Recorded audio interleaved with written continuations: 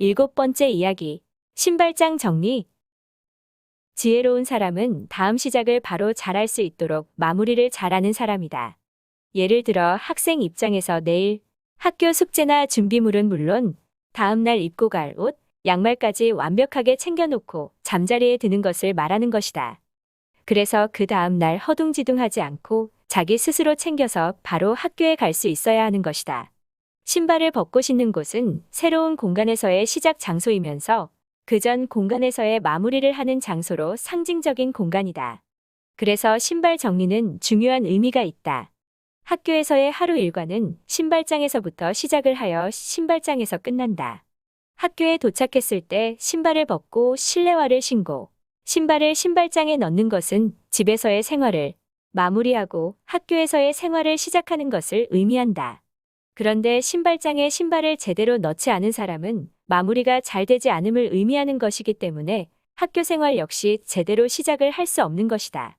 정말 신발장을 제대로 정리 안 학생들을 보면 사실 학교 생활에서 교사인 내 눈에 띄는 학생들이다. 이건 집에서도 마찬가지이다.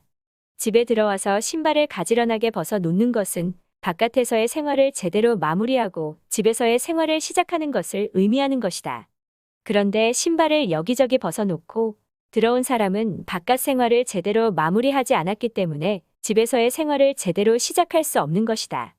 집에 가장이 출근을 할 때 어머니나 자식이 아버지의 신발을 신기 편하게 놓아주는 것은 가장이 힘든 바깥 생활을 잘 시작할 수 있도록 기도하는 마음과 같은 것이다. 덧붙여 옛말에 도둑이 집 털 때 집대돌에 놓여있는 신발 상태부터 본다는 말이 있다.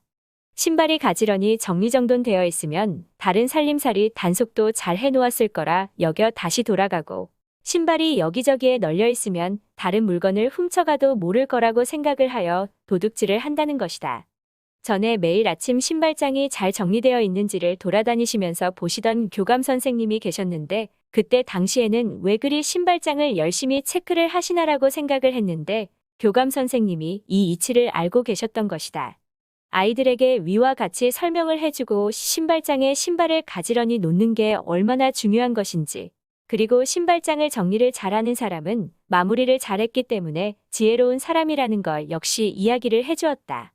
그랬더니 우리 반 신발장은 담임이 체크하지 않아도 대부분의 아이들이 신발 가방을 반듯하게 넣어두었고, 혹 어떤 아이가 제대로 신발 가방을 넣어두지 않으면 담임인 나한테 와서 정리가 안 된 신발장 번호를 알려주기도 하고, 자기들끼리 몇 번 신발 정리 안 되어 있으니 정리해라고 말하기까지 한다. 신발을 제대로 넣지 않은 학생들에게 신발 가방을 신발장에 바르게 넣어야지. 이렇게 아무렇게 넣어놓으니까 보기 싫잖아. 라고 매번 지적을 하지 않아도 자율적으로 신발장에 신발을 정리할 수 있는 반이 되었다. 다음은 멘토 선생님 도움말입니다. 가족을 위해 열심히 일을 하고 돌아온 부모님의 신발을 받아 신발장에 넣고 아침이면 깨끗이 닦아 나갈 수 있는 방향으로 가지런히 놓아두는 것이 바로 부모님에게 감사하고 은혜를 갚을 수 있는 부모가 믿을 수 있는 자식이 되는 것이지요. 그것이 가정교육입니다. 자신의 신발도 그렇게 정리를 해야 합니다. 그와 같은 자가 바로 세상의 주인이 될 수 있는 소양을 갖춘 자입니다.